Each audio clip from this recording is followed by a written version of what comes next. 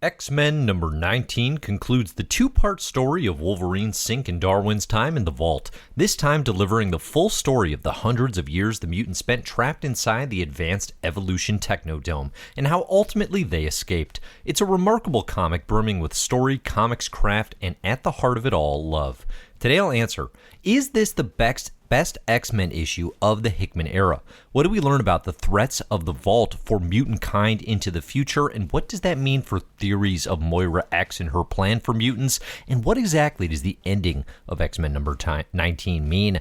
Plus theories and predictions for things to come in Hickman's X-Men. Hey everybody, I'm Dave Busing, founder and editor-in-chief of comicbookherald.com. You're listening to Krakin Krakoa number 169.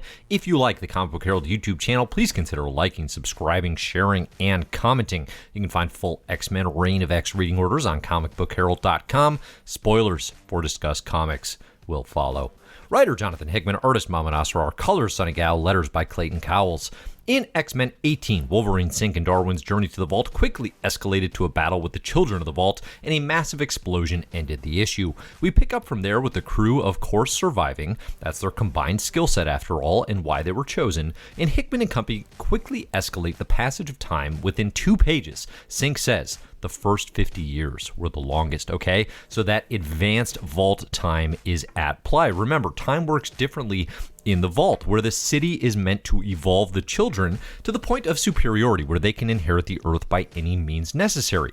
As expected, this means the mutant trio was in for an immense amount of time, in their terms, in a city so massive it takes hundreds of years to even begin to comprehend its every nuance and crevice. Now, Hickman's use of the comics form here and data page timelines to convey history and plot elevates X-Men number 19 to something truly special, advancing hundreds of years of story without hundreds of pages of exposition. Throughout the 4 timeline cuts interspersed throughout the story, we learn about Wolverine, Synch, and Darwin's attempts to gather the necessary information about the Vault to ensure mutant victory, as well as all the places where their plans are halted, as the mutants find themselves trapped well beyond their planned escape point inside the Vault. Now, data pages, I think, can be taken somewhat for granted in the post-House of X and Powers of 10 malaise of the Reign of X, right? But look how much story you can pack into a single issue like this, doing these things the way Hickman has rolled out these data pages, where, again, in 4 data page timelines, we advance hundreds of years and so much plot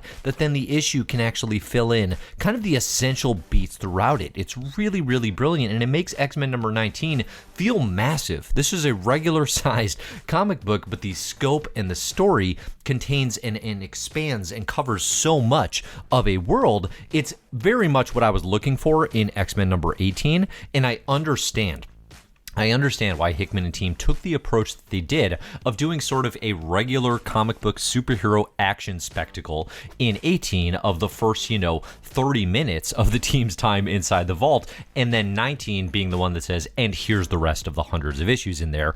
It's fascinating. It is very interesting to see them compared side by side like that, and I think reading in a binge, it's going to work beautifully.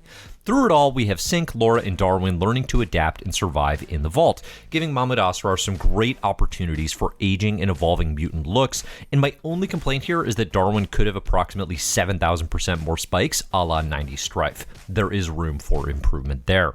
But, I mean, just think of it too, like with Darwin, Synch, and Laura, the potential for return stories in the Vault is here just like it is with the timelines of Moira X. Much like post House of X and Powers of 10, you could say there's all this information about Moira's lifelines that we don't know. There's all these stories to be told. You kind of have that potential here now with Synch, Laura, and Darwin's time in the Vault because, spoiler alert, obviously, as we move through this issue, like, they're going to get out, right? They're going to get out. They're not in the Vault, at the end of this issue. So, but now we have hundreds of years of history of their adventures together. Do we need it immediately? I actually think X-Men number 19 covers things fairly effectively, but that potential is there, and I think that's fascinating, and I think that's a wonderful addition to the X-Men mythos. We learn a lot about the inner workings of the Vault in this single issue as well. Characters like Madre, who is awake while children are in a dormant, evolving development stage within the Vault. We also get a good sense of the endlessness of the Vault, of the mutant trio's near insurmountable odds. They don't get to walk away from this mission with a happy ending, and the issue does a good job, making it clear that, that's not going to happen. Hickman makes more clear parallels here between the city and Krakoa as well, comparing the Creche, where Vault children are manufactured, to the mutant Arbor Magna, where Krakoan resurrection takes place. Again, the children in mutantkind are remarkably similar, but for almost semantic differences of evolution through X-gene versus technology and artificial sped-up time. In many ways, it is a shame that they are so at odds with one another because they are so incredibly similar, but they kind of have the same goal. At least, the Vault is very explicitly stated, which is like, yeah, we're going to take over this Earth, and we are the superior beings, and we're going to run it. Whereas mutantkind is a little less ham-fisted about that at this point in time. So when the mutants access Vault history from the child Diamante, they learn about the developing generations of children of the Vault. From the X-Men's first encounter with the first generation, this would be in the Mike Carey and Chris Piccialo's Supernova Story Arc, which I believe is X-Men issues number 182 to 187, up to the planned third generation planning to claim Earth, okay? But what the Vault determines is that the third generation of their children is not sufficient, given the Krakoan nation-state's capabilities. So actually what happens here is like, the Vault's like, all right, we're on Gen 3 of our children, that's going to be enough to conquer the Earth. Oh wait, post-Howard's landscape, Dawn of X, that's actually not sufficient anymore. Mutantkind now has resurrection protocols, they have a strength that is going to prevent us from inheriting the Earth. So actually, what the Vault is after in this issue is Darwin's mutant DNA, in adaptive capabilities. This is the point where everything goes to hell for the mutant team, as Darwin and Laura are imprisoned, and Synch is left to his own devices to try to bust them out. It's honestly a little predictable given what we've seen from threats to Krakoa so far, particularly in X-Force, where Xeno is grabbing mutant DNA of the likes of Domino and Quentin Quire, manipulating it to their own purposes. Nonetheless, the revelation that the Vault City's unable to get to a 4th gen state without Darwin is devastating for mutants, right? The Vault was on the ropes. They were losing, and their meddling, the mutants meddling, sending Darwin in, may have actually helped the Vault, right? It's big time butterfly effect stuff, where had they not sent Darwin in on this reconnaissance mission, the Vault wouldn't have had what they needed to actually create their 4th gen, which now is probably the biggest threat to mutantkind. There's a piece of the timeline too that I question. This is, I think it's the 3rd entry in the timeline here. Synch, so when Laura is captured and Darwin's captured as well, Synch escapes, right? And he's the one who has to rescue them. And obviously this is something he wants to do. So he escapes and he uses the earth moving abilities of a Vault, one of the children. And again, remember in 18, it's established that Synch can absorb the abilities of the Vault, which is a huge, huge deal because otherwise like nothing in 19 makes sense, So it was really, really well thought out that he'd be able to do that. But he gets out, Synch is able to get outside the time bubble, if you will. And in doing so, he like gets out, he waits 1 week in quote unquote real time, re-enters over a century later. Okay, so this works in the context of the plot. It allows him to get in, rescue Laura, rescue Darwin, and we go from there. My question, and I'm genuinely curious what people think, I do not know the answer to this. Why didn't he upload his consciousness and his information to Professor X at this point in time? Because it does not appear that he made contact. If you understand this, let me know in the comments. I would love to hear. This is not something I understand. I will just be fully clear about that. Other pieces of this that I find interesting. So building towards a 4th gen Vault, right? Using Darwin's adaptive capabilities, is this all a build towards Homo Novissima? Is this timeline's version of chimeras, for example, right? We have these enhanced beings, these enhanced entities that were discussed in Powers of 10, in the Maxi series, and sort of talking about the inevitability of machine evolution. Is 4th gen Vault with Darwin's capabilities pushing us closer to this inevitability? I mean, again, you have to look at like Moira and the X-Men's plans have primarily centered around preventing them from evolving to their ultimate threat, preventing, machines essentially from evolving to their ultimate threat, right? Cutting off plans for Nimrod at the knees in House of X number 4, stopping the children of the Vault from releasing their 3rd generation on the world, right? But in both instances, in Hickman's X-Men, we've seen how not only does this fail, but it might actually be the impetus that kicks off the very threat that mutants are trying to prevent. So here's a question. Does Moira know this? Does she actually know this? Does Moira, buying into we always lose and having seen firsthand how in a life spent killing Trasks that Sentinels still come to fruition, does she actually think these threats can be prevented for mutantkind? I'm wondering if Moira thinks, well, it's worth a shot. It can't hurt. We can try prevention again, but ultimately, still anticipates the rise of Nimrod and the rise of Homo Novissima. Again, there's an inevitability to these sorts of things. And does Moira actually have in her back pocket a larger plan, the plan that the precogs can't know about because it would destroy mutantdom? I think likely she does. And I think probably is it's a plan to join the Phalanx or a Dominion or one of these giant-sized cosmic concepts that were teased out in Powers of 10. I mean, look back at the conversation that Moira has in the furthest she ever made it, right? In this timeline where she made it thousands and thousands of years into the future, and there's this Homo Novissima individual who tells her, basically like they are doing their full-on villain, like speech, and says, when you annihilate this timeline or reality, then you'll be right back where you started, knowing what you know without us knowing anything. But if you live past my becoming God, then existing beyond space and time, we will know you forever. Think about this.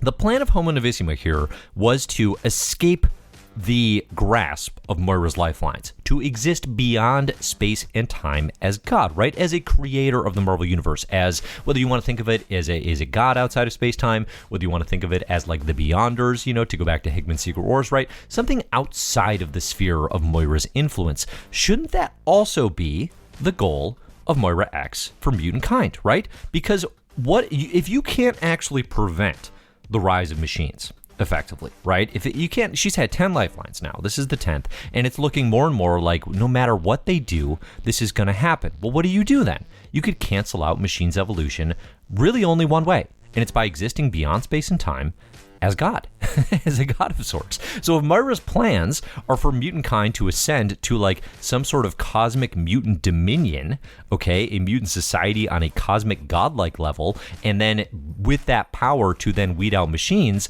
that works. I think that's possibly the way to do it. And I'm wondering, after reading this issue, if that's really what this is all about, if that's really what House and Powers and Moira's planning is all about, okay? But back in the issue of X-Men number 19, following the capture of Laura and Darwin, we see Hickman fully transform this into a love story between Synch and Laura, between Everett and Laura, bonded by years of survival in the vault, a near eternity of a relationship. So we have Everett saying here, most people have no idea what forever means, but I do, and so did she. It's the emotional crux of X-Men number 19, and it's really well done. I think also, too, like, it speaks to the fact that Jonathan Hickman is known for, I think, kind of a cold, calculating, hard sci-fi, long-term planning charts guy, right? Like, that is kind of his MO as a creator, and there's a lot of fandom around that, which, is true for myself. But Hickman also writes a lot of love stories. East of West, at its core, kind of a love story. Apocalypse and Genesis, we saw in the build throughout X of Swords, kind of a love story. Now Synch and Wolverine. Like, this is not a creator without heart and without sort of human emotion and attachment, and it's effective here. Ultimately, Synch escapes the vault and gets far enough away while Laura sacrifices herself still within the vault's time sphere to get out a mental call to Professor X. Okay, so Synch gets just far enough away, basically, where he says, "Professor, can you hear me?" and tries to get his consciousness uploaded before the vault, wipes him out, before the children wipe him out. Remember, too, like, this is a great Synch comic, okay? This is definitely not a character that I and probably a lot of X-Men fans have had a ton of knowledge about, frankly, or a ton of time for even, because, they're a Gen X character, 90s series. They were killed, they were dead for a long while. And for Hickman to bring back Everett Synch as this main POV character throughout these two absolutely crucial issues. I mean, these especially X-Men number 19, like, these are fulfilling the promise of House and Powers in saying, all right, you've threaded these seeds, let's see them come to roost, let's see them come to fruition, and let's start really developing on what this long-term ballgame is. Doing it through Synch is great. I will say, though, in those regards, Darwin definitely gets short shrift. Okay, Darwin kind of perpetually gets short shrift. If you think of the character's debut in X-Men Deadly Genesis, really just like Darwin's power set keeps usurping like who this person actually is.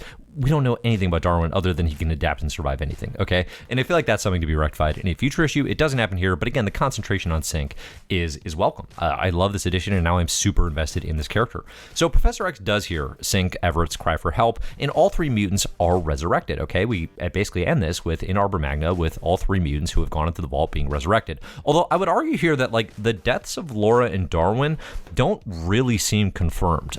They seem very likely, okay? I'm not doubting that they probably happened, but did X Factor confirm these deaths? Obviously they can't, because they can't go inside the vault. But like with Darwin especially, this individual who can adapt to anything, is Darwin dead? Or is there Darwin still inside the vault? I feel like there's a Darwin still inside the vault, and we probably resurrected one now outside. And what does that mean? What does that mean to have like actual Darwin now, tied to the vault and probably becoming, they're using him, but might he also become an ally of the vault or something? This is one of my theories before anything was delivered in terms of information about what's going on in the vault, was that one of these X-Men, Synch, Laura, Darwin, were going to become like allies of the vault. And at the time I was pitching that, like, well, that might actually connect them then to making the Children of the Vault allies of Krakoa, because, so much of this era and throughout the Dawn of X is like, yeah, the Brood are kind of our allies now, and Arakko, and right, these like enemies becoming friends kind of thing. I don't have a great feel for that with the vault.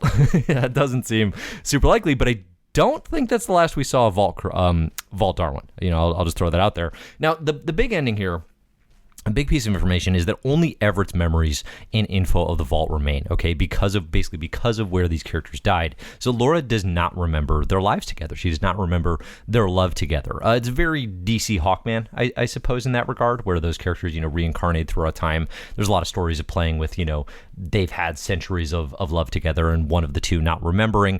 In this case, it's Everett who remembers everything, and Laura does not. And it ends on it's a deeply, deeply bittersweet note. It's incredibly effective that only Everett would remember. It's a really interesting approach. I wondered a lot about how changed these characters would be coming out of the vault. Would they be super old? Would they just have tons of, would they have a lot of animosity towards Krakoa? And in the case of Wolverine, you kind of get a reset, right? Like Laura Kinnan gets to come back and she gets to be Wolverine again. And that's good. Like, there's a lot of fandom around that character. But you also have Synch keeping their life together for both of them. So in a way, it's not just lost, right? It's not just a hard reset. And I appreciate that approach.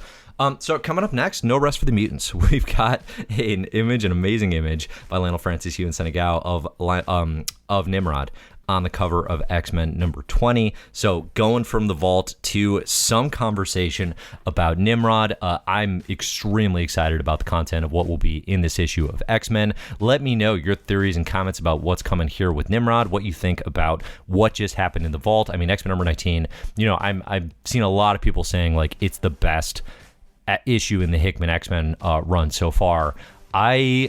I'm hesitant. This is day one. It came out today, right? Like, I've only had a few hours with it. I'm hesitant to say it's definitely better than X-Men number 4, which was the Apocalypse, Professor X, Magneto, conversation with world leaders in Davos. But it's a strong possibility. It's saying too, like, clearly, like, part of the X-Men run, not specifically House of X and Powers 10. Because if you include House and Powers, then House of X number 2. I don't think anything tops that. But X-Men number 19 is on that level. All right, it's in that conversation, and it's one of the best issues of this run. I mean, again, like, give it a week's time, it might be the best. It might be the best issue in this run so far, which is so cool because I think there's only more cool stuff that's going to keep coming. Like, we're at the part of the run, I think, hopefully, where all these things that got seeded and threaded, and kind of, definitely people, including myself, were like, all right, this is asking a lot. This is asking a lot of patience. Might we be getting the payoffs now? Might we be getting so many more of the payoffs? Looking at Nimrod on the cover of X-Men number 20, the answer appears to potentially be yes. So, thanks for listening, everybody, especially those of you who support me over on patreon.com/comicbookherald. If you're interested in doing so, you can head over there for as little as $1 a month. You can support the site and the podcast and the YouTube videos. It is all greatly, greatly appreciated. Thanks to those of you in the Mysterious Benefactors tier. Thank you, Jesse W., Megan Getman, Cole Weathers, Martin Lopez, Chris Isidro, Brent Bowser, Professor X3769, PD Appleseed, Verisimilitude, Terra Nort, Ed Mackey, Clyde DeGlide, Pinball Drew, Mike Solomons, Matt Mahoney, and John Samander. Thank you so much for your support. I'm Dave. You can find my stuff at comicbookherald.com, at comicbookherald anywhere on social. Look for the best comics ever in My Marvelous Year podcast for more from me. Leave your comments on X-Men number 19 here. It all helps me out a lot, and I want to know what you thought about this incredibly exciting issue. Thanks so much, everybody, for listening, and as always, enjoy the comics.